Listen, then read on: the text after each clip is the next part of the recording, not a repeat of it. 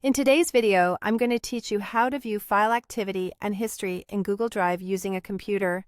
This is especially helpful when you need to confirm who accessed a file, when edits happened, or how sharing and folder locations have changed over time. Start by opening a web browser and going to drive.google.com. Sign in to your Google account.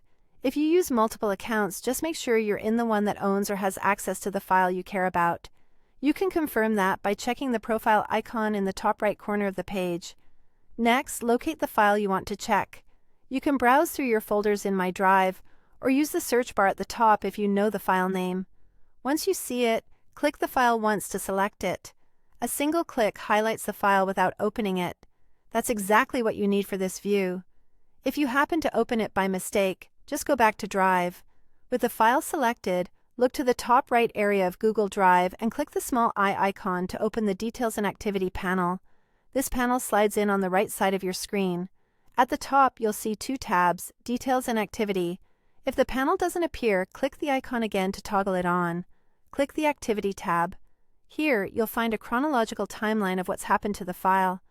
You can see who accessed or edited it, the exact times those actions occurred, and any movements between folders or changes in sharing settings.